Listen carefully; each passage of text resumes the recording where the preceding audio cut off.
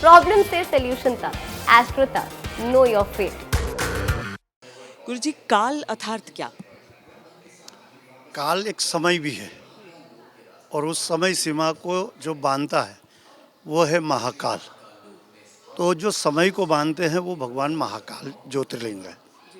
और समय जो है वो चक्र है, दिन रात का जो चक्र 24 घंटे का है, वो जो चक्र चलता है उसी को समय कहा गया, उसी को काल कहा गया। एक दिन, 2 दिन, 30 दिन, 40 दिन, वर्ष ये काल के रूप में व्यतीत होते जाते हैं और फिर वो युग परिवर्तन होता है।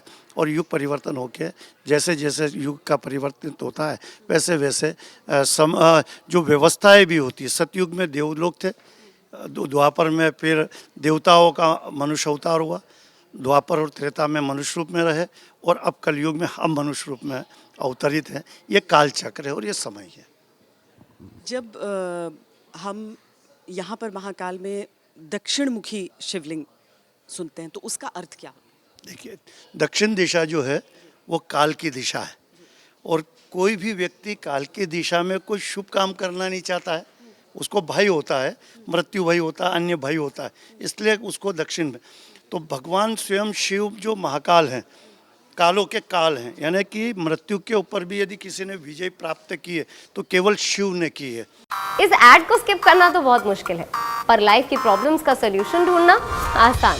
प्रॉब्लम से सोल्यूशन तक, एस्ट्रो तक, नो योर फेट।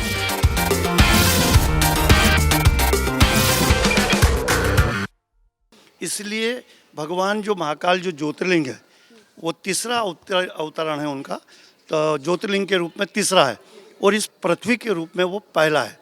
पहला इसलिए होता है कि जब ये पृथ्वी का प्रलय हुआ और जब पृथ्वी का पुनः निर्माण हुआ तो आकाशे तारके लिंगम पाताले हटकेश्वरम और मृत्यु लोके महाकालम, जिस जिस जगह पे मृत्यु होगी उसका कोई आधिपत्य होगा तो केवल वो महाकाल होगा, जो काल के ऊपर भी है और समय के ऊपर भी है, वो उसका अधिपति राजा होगा।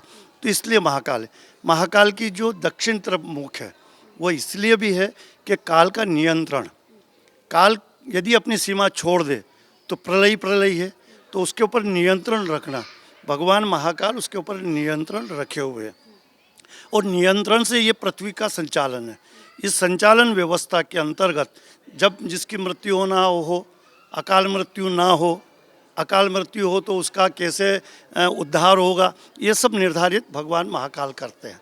तो इसलिए भगवान महाकाल का जो मुख है वो दक्षिण तरफ है और दक्षिण तरफ होने से महाकाल की विशेषता मानी गई है, क्योंकि दक्षिण की तरफ कोई भी व्यक्ति पूजा अर्चना सेवा अच्छे कार्य करने में घबराता है, डरता है, इसलिए भगवान स्वयं महाकाल उधर विराजित है। जी, उज्जैन की अपनी महत्ता क्या है? इसको पृथ्वी की नाभि भी कहा जाता है। एस्ट्रो तक ऐप पर आपको मिलेगा भविष्य से जुड़े हर सवाल का जवाब।